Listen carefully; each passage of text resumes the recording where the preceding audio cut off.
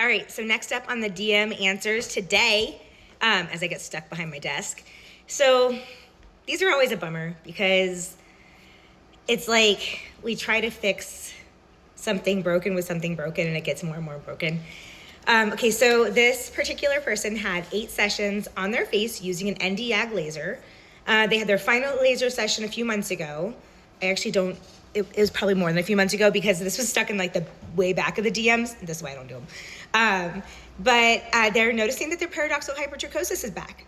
And their previous laser tech induced it. They thought it had disappeared, but it hasn't, right? And so they're like, should I go a couple more sessions on high heat, or is it time for electrolysis?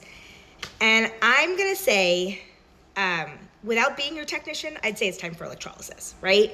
And the reason I'm gonna say this is we are trying to fix something broken with something that's additionally like not right for you. And so when we have pH, so paradoxical hypertrichosis, the stimulation of hair through like means that are not permanent, okay?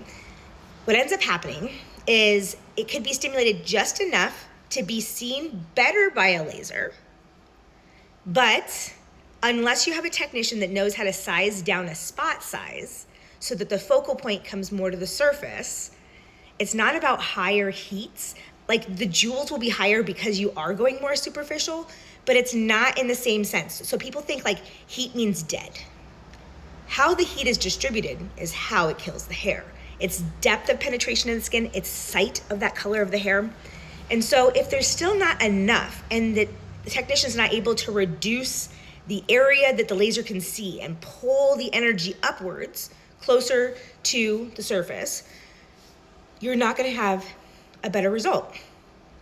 The other thing is an Nd:YAG. So if we were to talk about, let's talk about 3 different types. Okay, so we have Alex or Alexandrite, diode, and YAG, okay? Alexandrite, 755 wavelength, diode, 810 or 808 wavelength, and Nd:YAG is a 1064. Now, each one of those depths is further into the dermis, okay? Targeting deeper towards the dermal papilla, but sometimes it can bypass your germinative cells. So those stem cells that create the hair in the hair matrix, it'll bypass them because we've moved the target further south. The problem that happens is when we create paradoxical hypertrichosis, we are usually creating it from a vellus to an accelerated vellus hair, which means that you actually can't be in an Nd:YAG and have a very successful breakdown unless the color of your skin was also dark, and that you might be able to have a little bit more result as you reduce the size of the spot size in that wavelength, okay?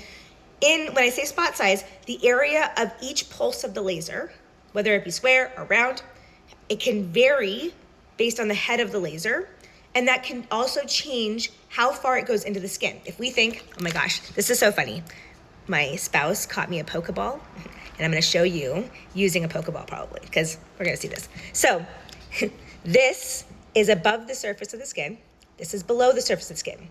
I want you to think of this also as the diameter of, if that was cut in half, so like the black line was apart, that is where the intersection of your skin surface is, okay? And it's also how far around the spot of that laser is. If we were to change the size of our Pokeball, okay, and you gotta catch them all, right?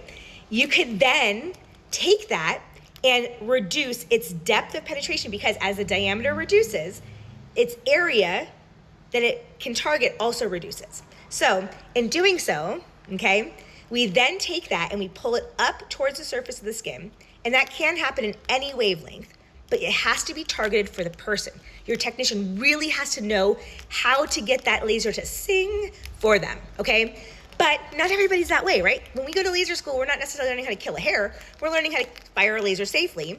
And if you got a really good teacher, then you're learning how to kill a hair, okay? So we have to think about that. Now, if you were to continue on your laser path and you never shifted the size of that, your ratio of joules present during treatment is only a small window. But what you really can work in is much larger than that. So if you're able to shift into a different wavelength because your skin will allow it, okay, and your technician feels it's safe for you, you might be able to then reduce that hair's size continuously with laser. but you have to get really smart about it. So that's like when we use something like a candela light shear, where you can shift the size of that diameter a lot. If you can do that, then you can proceed with some laser treatments, but it's gonna be difficult. You'll still need some electrolysis because the laser's only gonna take you so far, but it can be done. So think, shifting the wavelength will then shift the depth of penetration of the skin, shifting the spot size, the area that's treating at that time is gonna shift upwards as well.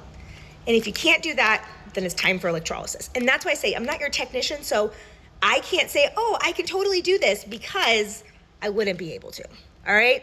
So I hope that helps. And if anybody's curious about what was inside my little Pokeball, it's this one. Isn't that cute? That's such a sweet gift. All right, peace, love, and hair removal. Have a wonderful Thursday. Bye, guys.